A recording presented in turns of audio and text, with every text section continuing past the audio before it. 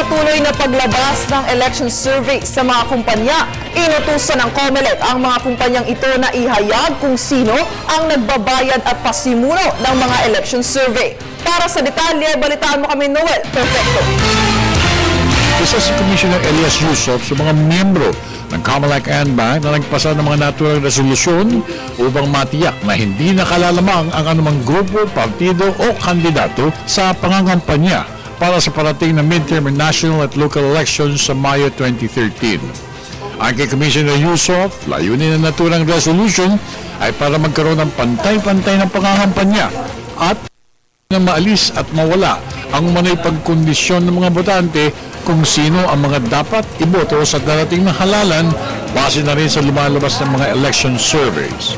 Dahil dito, inatasan ng COMELEC ang mga nagpapalabas ng mga surveys gaya ng SWS, Pulse Asia at iba pa mga survey firms na isumite ang mga ito sa loob ng 3 araw ang mga pangalan at lahat ng mga commissioners at payers o yung mga financiers na mga nagpapalabas ng surveys mula pa noong Pebrero 12, 2013 hanggang sa araw na ito.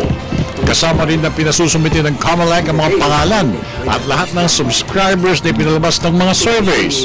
Tiniyak naman ng COMELEC na lahat ng mga impormasyon na isinumite ng mga ito ay exclusive at confidential para lamang sa gamit ng COMELEC.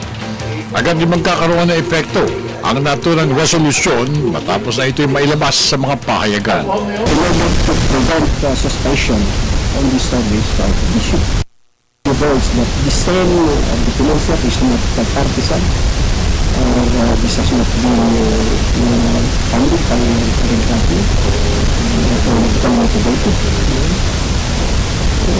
It should be fair to other candidates who are not within their survey, who cannot afford really. We feel and this is somebody's fundraise.